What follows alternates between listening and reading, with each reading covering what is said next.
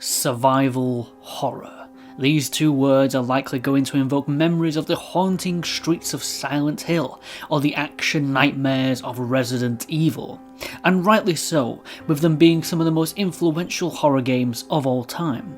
But one smaller scale horror series that has had a little resurgence in the past few years is Koei's Fatal Frame series, also known as Project Zero. In celebration of the upcoming Fatal Frame Mask of the Lunar Eclipse for PS4 and PS5, we're going to take a look back at the Fatal Frame series on PlayStation and see its ups and downs. This is Fatal Frame. Enjoy.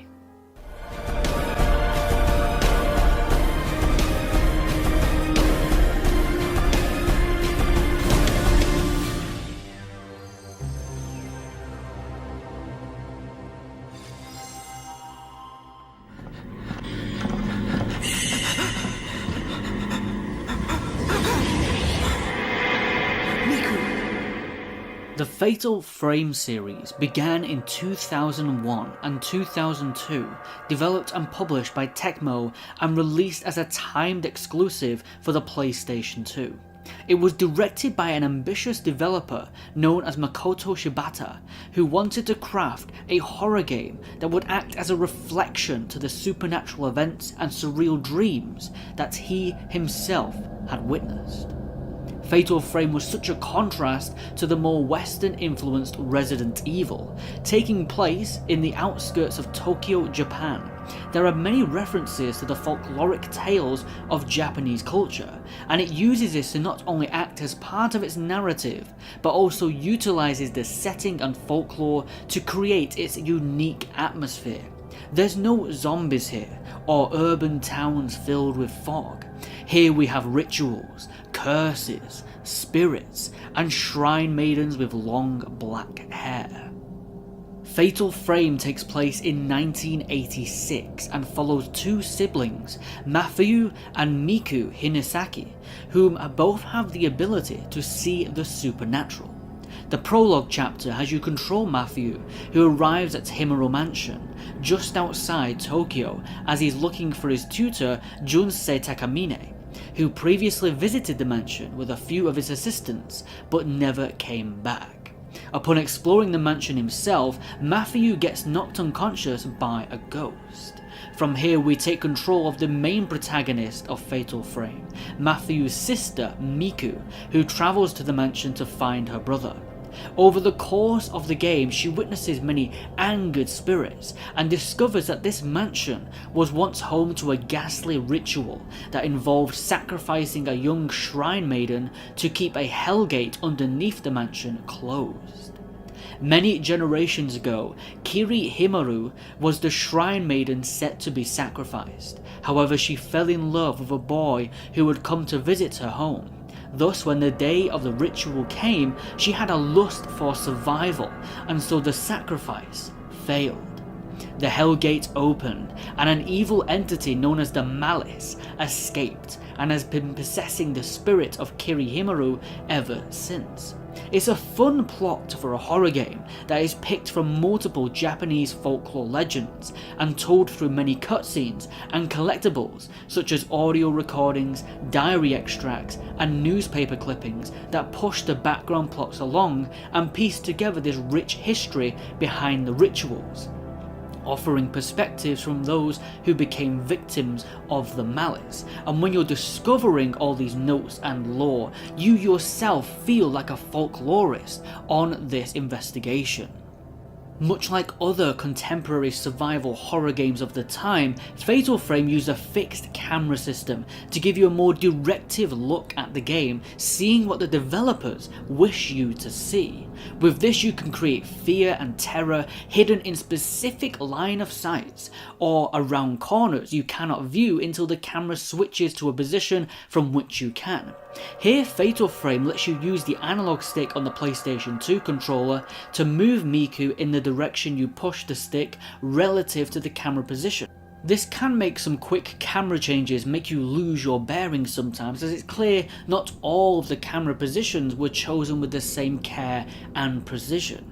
However, Tecmo has tried to counterbalance this with the new run button, which when pressed, Miku will continuously run in the direction that she's facing. You just steer her.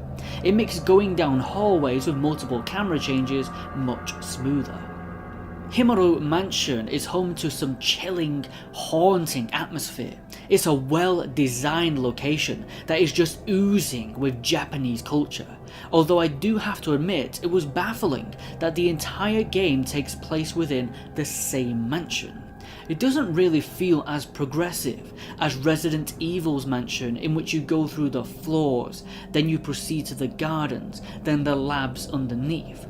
Here, even at the very end of the game, you're retracing the same steps around the very earliest parts of the mansion, seeing the same hallways and rooms for the entire game.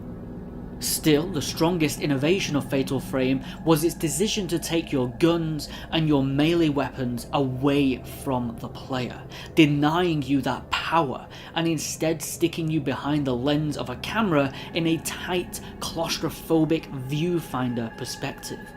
But this wasn't just any camera, this was the camera obscura. With it you could take pictures of the fantastically designed ghostly enemies, keep your sights on your target until you charge up your meter, and then snap at the last second before they attack to execute a zero shot, or fatal frame, and deal extra damage. To my surprise, Fatal Frame even comes with upgrades for your camera and special abilities, like freezing ghosts in place, although the abilities can only be used a certain number of times, using up a currency called Spirit Stones. It's a little janky in the first installment with some dated aiming controls, but it's a really innovative system and makes the game stand out in the crowd of horror games even to this day. In the finale to the game, Miku confronts Kiri Himaru and vanquishes the malice from her spirit by using a special mirror.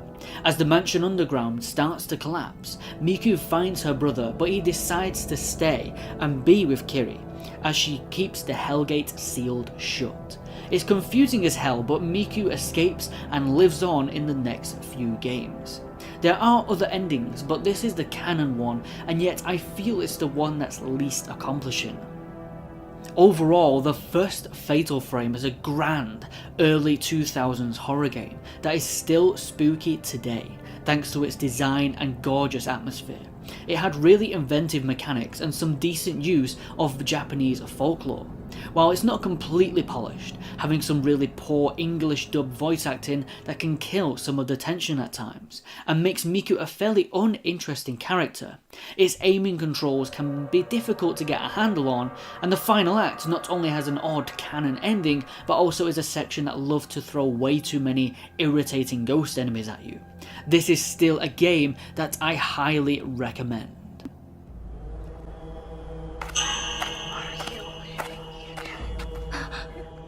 Tecmo soon went to work on a sequel to Fatal Frame, despite the game's lower than expected sales. Makoto Shibata came back to direct, and in 2003 and 2004, Fatal Frame 2 Crimson Butterfly released for the PlayStation 2 as again a timed exclusive. Tecmo took a lot of fan feedback in hopes to craft the perfect sequel.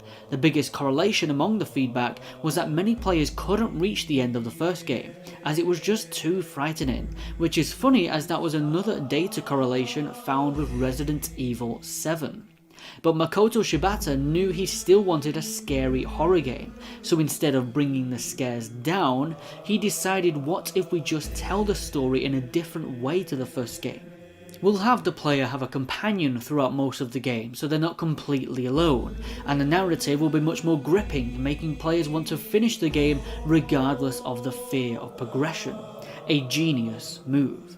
Fatal Frame 2 follows two new protagonists, twin sisters Miu and Mio Amakura. It's set in the year 1988, which on our timeline will put it 2 years after the first game.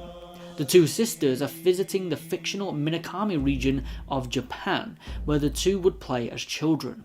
but upon witnessing a bright red butterfly flying in the nearby woods, Mayu becomes hypnotized by it and follows it to a dark, eerie and abandoned village deep in the forest. Miyu quickly follows after her, and this is who we'll be playing as. Throughout the game, Miyu and Mayu meet up many times, and while she's alongside you, you'll have to protect her from harmful spirits. Now I see you rolling your eyes at the sound of an escort mission, but if I'm honest, it never became a problem or got in the way of the game's atmosphere. She is written as a helpless character who is being taken over by the town's curse, and it only exemplifies the tension when she disappears or needs rescuing. By the end, she is descended into a haunting madness by the infliction of the town, and witnessing this in real time is one of the strong points of this sequel, and gave it such a different pace to the first game. Let's see what else Crimson Butterfly improved over the first Fatal Frame. Well, the voice acting was much stronger, giving us a real attachment to the characters this time, whereas the first game's Miku was far too bland and unemotional. The fixed camera positions were much more atmospheric and cinematic this time, flowing much smoother between shots than in the first game. This contrasted well with the level design that was so much more expansive and memorable, having a whole village this time to explore, including ghost-filled houses full of mystery, graveyards, shrine complexes, and even an underground ritualistic lair. The town is really well designed. Just when you're thinking you've gone too far, you're gonna get lost, you turn a corner to find yourself back to somewhere familiar. The camera perspective was also updated, with it now having more traditional first-person shooter controls. Power-ups with the camera obscura are no longer tied to rare and limited Spirit Stone collectibles. Instead, you fill a meter to gain the chance to use a power-up. You fill the meter by executing good shots, so you feel rewarded with power-ups. Spirit orbs do return, but are now used in upgrading your camera. The way the camera obscura is used was also altered in this sequel, no longer having you keep your camera on a target for a specific amount of time to charge up your zero shot. Instead, it's determined by the distance between you and your enemy. The closer they are, you'll be able to execute the zero shot. Power-ups were also obtained throughout the game as different lenses, which was a nice detail as it works just like in real life photography, where different lenses give you different shots. Throughout your investigation to find and save your sister, you'll unravel a disturbing ritual that took place in the town many years prior, the Crimson Sacrifice Ritual. See, underneath the town is a Hellgate that, if opened, will unleash a malicious evil upon the town. Sound familiar? Yeah, the narrative shares a lot of story beats with the first game. The latest twins set to take part in the ritual were Yai and Sai Kurosawa. In the ritual, the elder twin strangles the other. However, Yai was rescued just in time for her sacrifice, so the town hung Sai, hoping that it would satisfy the hellish abyss. Well, it didn't, and the town disappeared. Sai was reborn a vengeful spirit, and now Mayu has succumbed to the town's curse. There are multiple endings just like the first game, however the canonical ending is the most emotional. Mio has no choice but to proceed with the ritual against her will. She strangles her twin sister Mayu, who becomes a crimson butterfly. There is a lot of backtracking previous areas to artificially lengthen the game, and enemies aren't quite as grotesque or memorable as some of the disturbing ghosts were in the original. Here they're quite tame in comparison, and the amount of times you have to fight the same ones does make you wish for some stronger enemy variety, or at least it did for me. However, despite these few issues, Fatal Frame 2 Crimson Butterfly is a spectacular sequel. It improved upon almost everything that felt rough about the first game. The game is roughly 8 to 10 hours long, and yet it felt much shorter due to the game's superb pacing.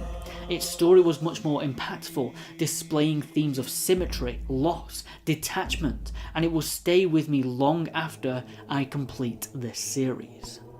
After Fatal Frame 2, it wouldn't be long before Tecmo decided on a threequel, with Makoto Shibata back once more to direct. He stated that with the PS3 on the horizon, that this third entry would mark the end of the trilogy, and was to be a big send-off, having ties that would bring the whole series into one narrative. This would also be the final game in the series to have fixed camera angles. Fatal Frame 3 The Tormented released exclusively for the PlayStation 2 in 2005 and 2006. Fatal Frame 3 begins with our main character in a car crash, with her fiancé falling victim to the accident. In this installment we play as new character, and an actual photographer this time, Rei Kurosawa, who has no direct relation to the two twins from Fatal Frame 2. The game flashes forward 2 months after the accident, when Rei is going about her daily freelance photography, investigating an apparently haunted derelict mansion, and is accompanied by her assistant Miku Hinasaki, who returns from the first game. Whilst inside the mansion, Rei takes a picture to which her fiancé, who died in the car crash, suddenly appears. Following him, she gets transported to the Manor of Sleep. Over the course of the game, Rei will continuously enter this Manor of Sleep in her dreams and unravel this mystery of why she keeps seeing her fiancé's spirit and a tattoo ghost out to kill her. But occasionally when Rei wakes up from the nightmares, you'll have time to walk around her home, develop film in her dark room, gather information from Miku, and save your game, and amongst other few smaller things. It reminded me of Silent Hill 4's gameplay cycle that had you venture to Silent Hill whilst occasionally returning to your apartment for some time to collect your thoughts.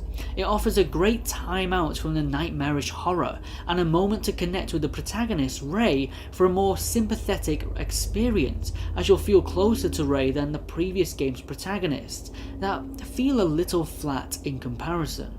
As you'll discover, Rei suffers from post-traumatic stress disorder caused by the car accident that took her fiancé. She has trouble sleeping, so she overworks herself to keep her mind occupied. There is so much more to learn and understand about Rei, whereas the previous game protagonists only really had a central goal: find whomever they were searching for. The gameplay in 3 is mostly what you come to expect from the series, however the combat has taken a welcome turn from the second game. The first big improvement is being able to change the film type on the fly instead of entering a menu.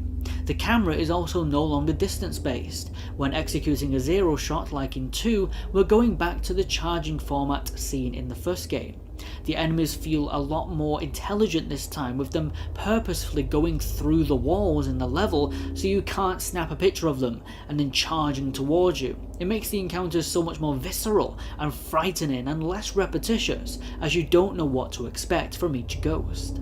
The enemy designs are especially stronger than in the second game, having some really creepy designs. 3 is also the first entry where you have multiple playable characters you'll switch to throughout the course of the game. Rei is the main character, but you'll also be able to take control of Miku once again, who now has an ability where she can slow down time when fighting ghosts, which is really useful, and she can crawl into small places. The third playable character is a man called Kei Amakura, who was a friend of Rei's fiancée. Oh, and he's also the uncle to Miu and Mayu from the second game. This is how the game ties 2 and 1 together.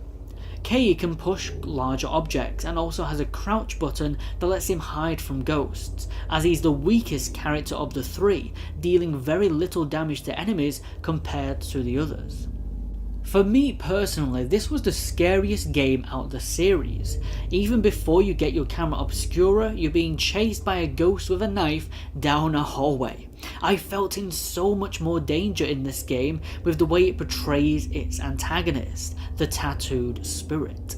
3 also has better timing with its scares. It doesn't use loud effects or constantly throw things in your face. Instead, it's subtle. It uses distractions perfectly and then captures those scares with expert precision.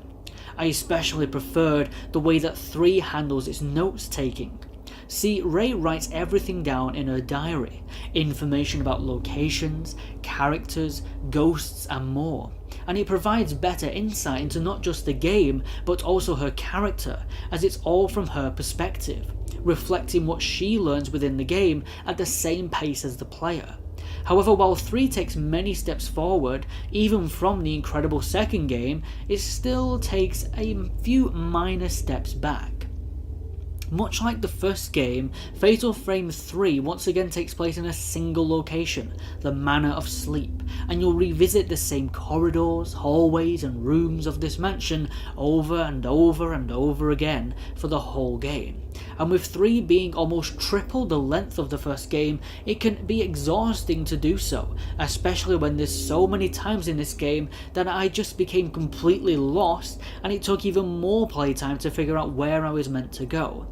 Overall, Fatal Frame 3 The Tormented is an incredible PS2 era survival horror experience. It brings you closer to the characters, it has more for you to uncover, and more ways for you to investigate. Its expert pacing, with it threading this safe zone in between its Manor of Sleep chapters, make it such a delight to play through. While it may not be perfect, with some questionable sound design and ridiculous levels of backtracking, repeating the same areas, Fatal Frame 3 will still go down as one of my most favoured survival horror games on the PlayStation 2.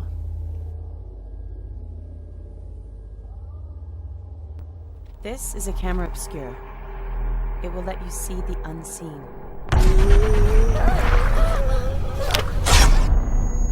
Fatal Frame at this point was a franchise quickly fading out of existence, and for its most recent entry to date, Fatal Frame Maiden of Blackwater was to be originally a Wii U exclusive.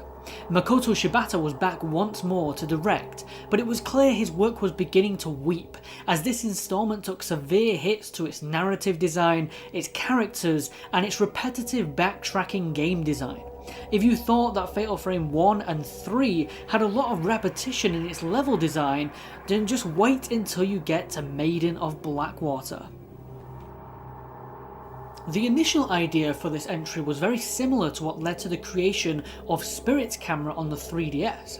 Koei Tecmo saw the Wii U gamepad and thought, that'd be a good camera obscura.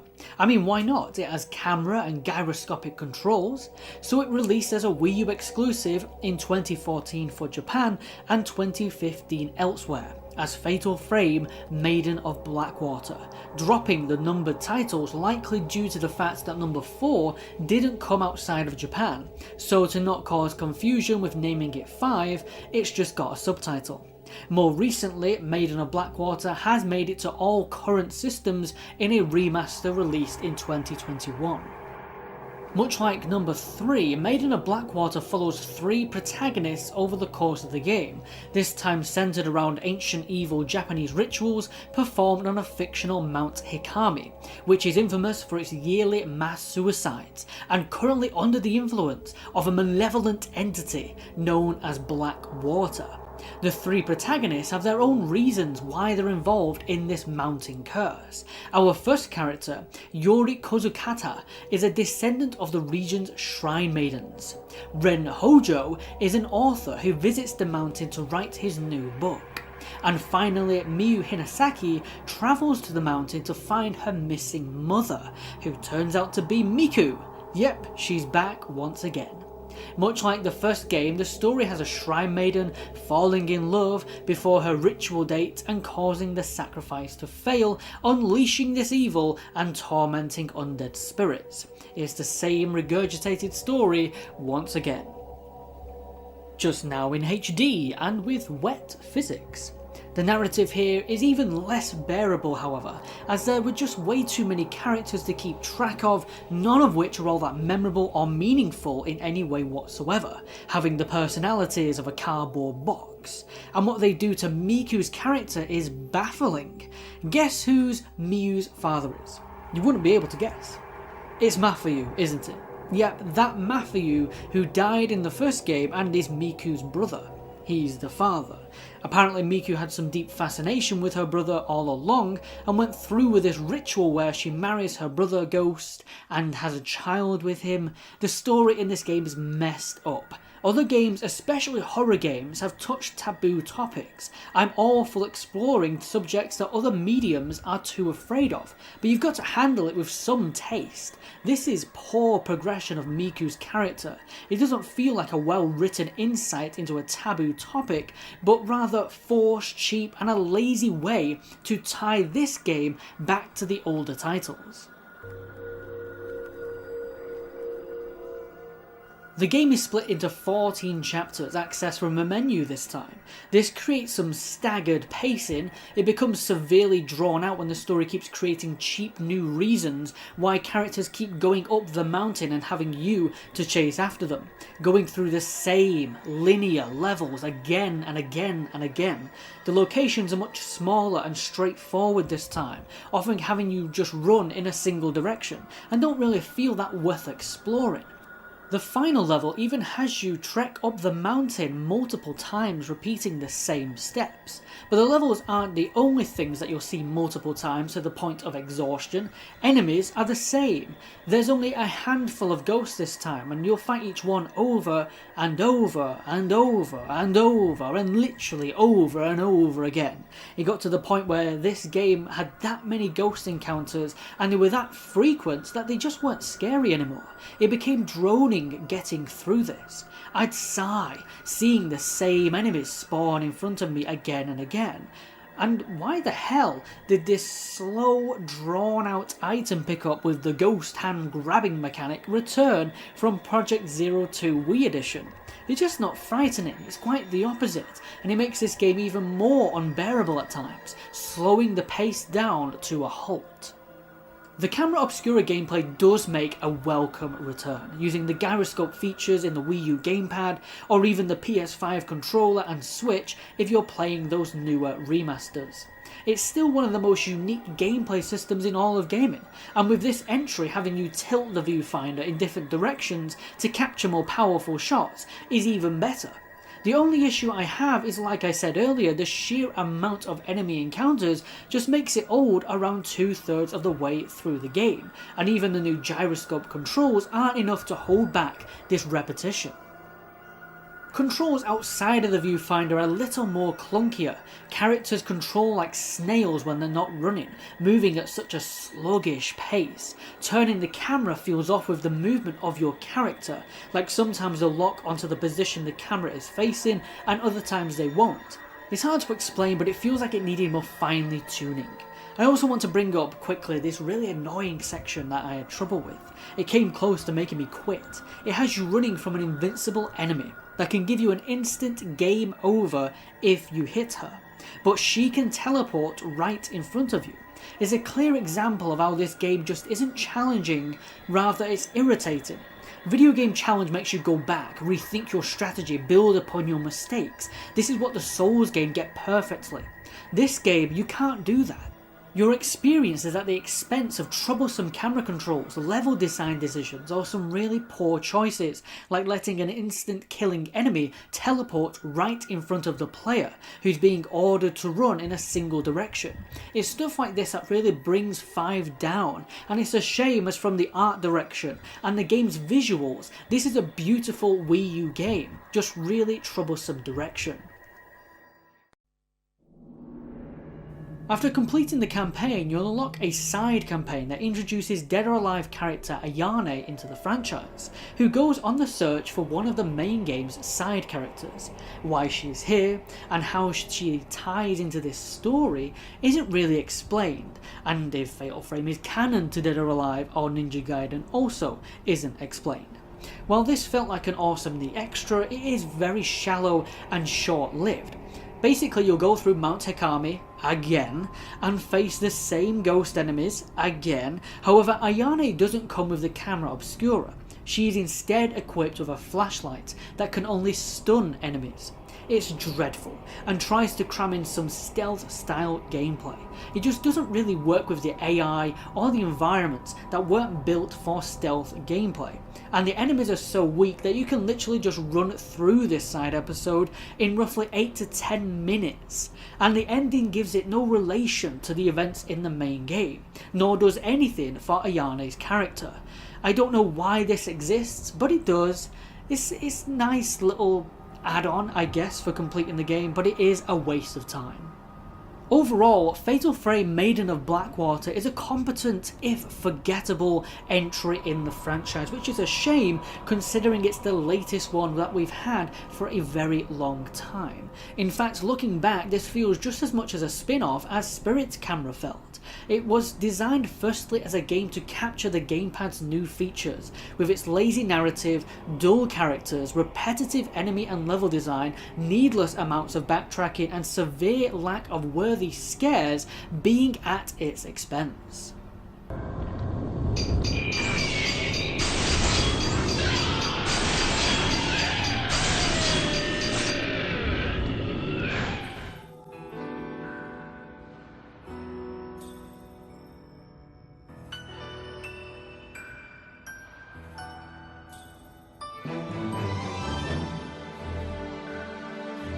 Fatal Frame is a horror franchise that had really strong highs. The original trilogy are still some of the greatest 6th generation horror you can find, with superb direction by its creator Makoto Shibata, and each one bringing their own flavour to the series. But after that original trilogy, Fatal Frame has never really recovered. Still, I had great time visiting each and every one of these games, even Maiden of Blackwater. If there's ever a new one, I'd like it to not be to sell a Nintendo console. Instead, let its narrative, its characters and enemy designs come first. Let's move away from a failed ritual and hellish entity for a change, but make sure we keep a firm grasp on the camera obscura, one of the greatest inventions in video games.